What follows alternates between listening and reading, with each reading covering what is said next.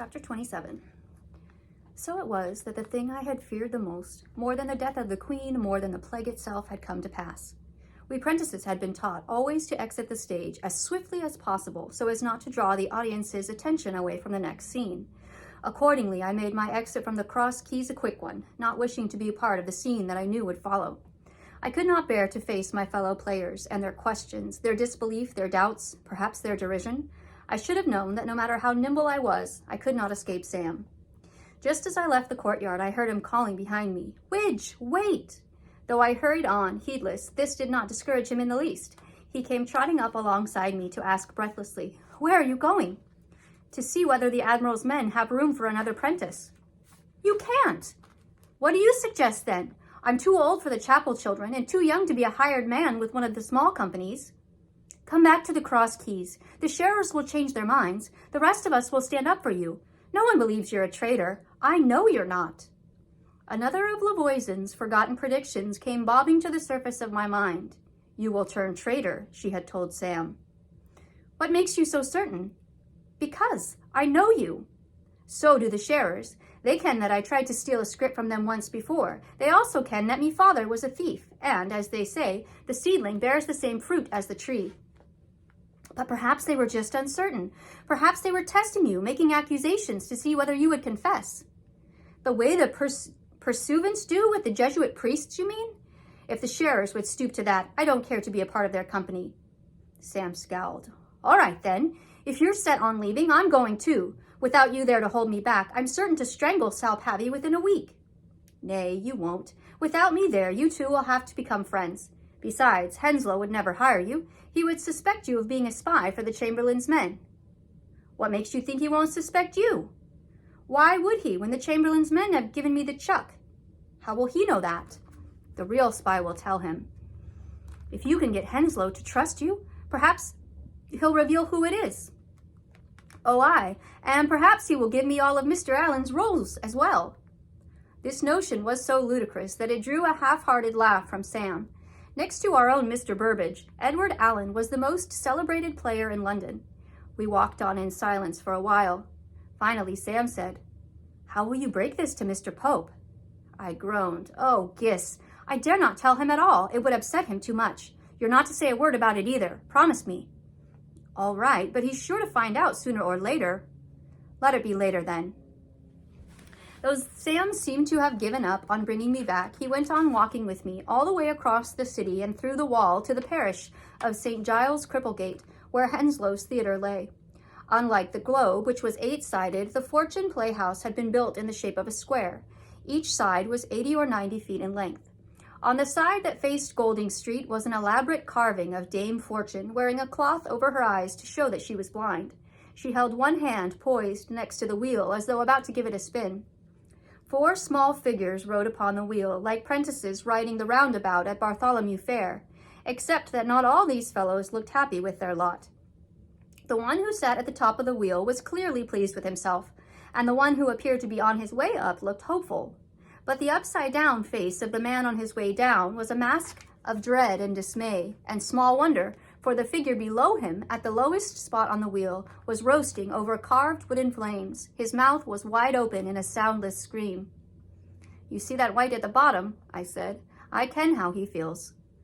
Adjacent to the playhouse was a tavern, also owned by Henslow and also called the Fortune, where the Lord Admiral's men played during the coldest months. Now that the weather was becoming more spring-like with each day that passed, their company and ours would soon be performing upon our outdoor stages, provided, of course, that we were permitted to perform at all. Once we were deprived of the Queen's influence, we might all find ourselves cast out and falling to the foot of Fortune's wheel. Sam surveyed the alehouse, then the playhouse. "Which Fortune will you choose?" "Neither," I said, "but I've come this far. I may as well go inside." Sam turned slowly to face me, a look of astonishment or perhaps revelation upon his face. "What is it?" I asked. "You will come into a fortune," he said. "What?" "Madame Lavoisin's prediction. You will come into a fortune." He gestured at the buildings before us. I made a scoffing sound. "She said a fortune, not the fortune." "Well, there's more than one, isn't there?" "Oh, Gis," I said. Could she truly have been referring to a tavern or a theater and not a treasure, as I had imagined? Of course she could. She had also predicted that I would make a name for myself, and I had foolishly supposed she was talking about my reputation, when in fact she was using the phrase in a very literal sense.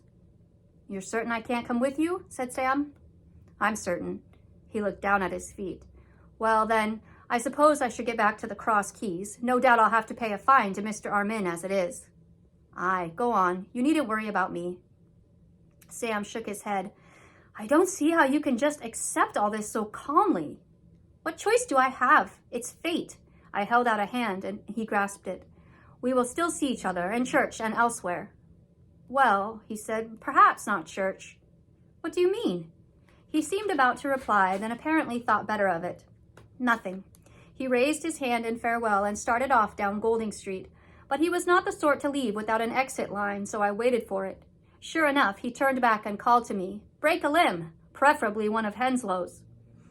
I tried the dark parlor of the Fortune Tavern first, but saw no one there I recognized. Aside from my painful introduction to Henslow the night before, I had not met any of the Admiral's men in person, but I had seen them all act more than once. The Lord Chamberlain's men sometimes sent us prentices here to spy upon the performances of their rivals, particularly when the play they were doing was one of ours, or purported to be. Several of Mr. Shakespeare's works had been published in the form of playbooks, and any company was free to perform these. But Henslow had also been known to present his own slipshod versions of our more popular plays, or to falsely advertise Mr. Shakespeare as the author of some script composed by one of Henslow's own hacks. Unless you count Sejanus, our sharers did not steal Henslow's plays. That would have been like stealing jewelry made of paste or glass when you already owned genuine diamonds and pearls. They were not above copying a good bit of stage business, though, or borrowing an idea and improving upon it. Some said that the story of Hamlet was based upon a far inferior script that the Admiral's men had presented many years before. According to the tapster, the company had just finished moving all their properties and costumes from the tavern to the playhouse. I went next door, and finding the main entrance to the theater open, stepped inside. The interior looked much like the Globe's, with 3 covered galleries for those playgoers who could afford them, and an open yard for those who could not. Their stage was nearly identical to ours, perhaps 40 feet square and 3 feet off the ground. At the moment, it was occupied only by one actor, who was performing an odd sort of jig, skipping sideways across the boards, then forward, then back. But it was not one of their clowns rehearsing his dance steps. It was none other than the famous Edward Allen, a tall, broad-shouldered wight with rugged features framed by a curly black beard. When he spotted me, he broke off his curious dance in mid-step and came forward to the brink of the stage. "I was testing the boards," he explained a bit sheepishly, "to see whether any are rotten. So far, the only thing I've discovered that's rotten is my dancing." Despite my gloomy mood, I had to laugh. "I must admit, your acting is considerably better." "You've seen me upon the stage, then? Other than just now, I mean?" Mr. Allen sat on the edge of the platform, his long limbs almost reaching the ground.